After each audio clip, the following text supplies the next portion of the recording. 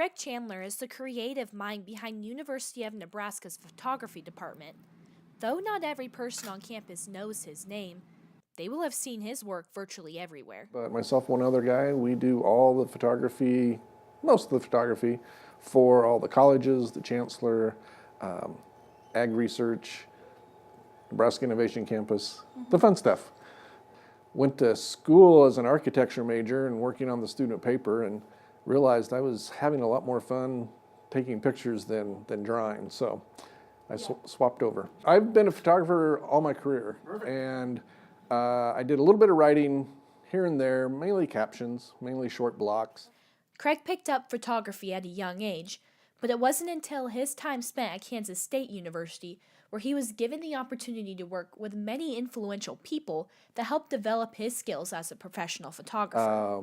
One of the guys I worked with was the White House photographer for Reagan and Obama, Pete Souza.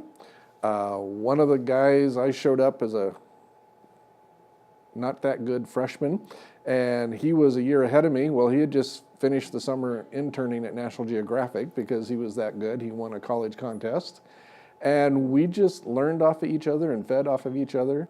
For the Big Red, Glow Big Red part of the anniversary, I got to go on a helicopter ride.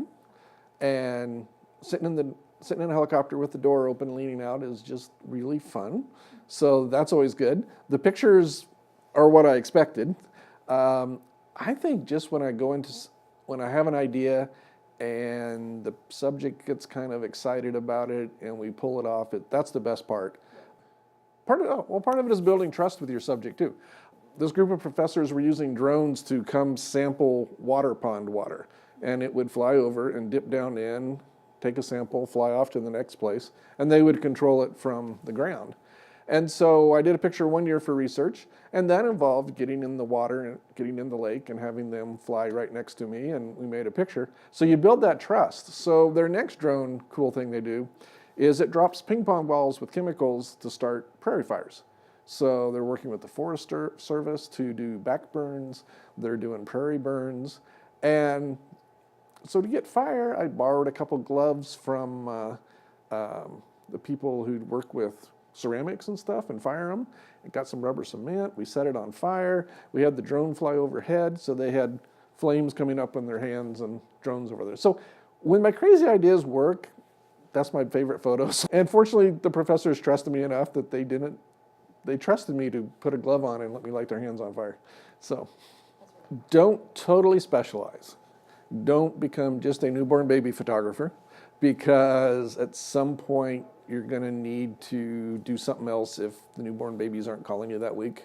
Don't be willing to try all sorts of stuff. These days, I'm very fortunate in my career in that I can just worry about photography because we have a really good video group here, so I don't need to do any of that. I wanted to, but I don't really have the time as part of it.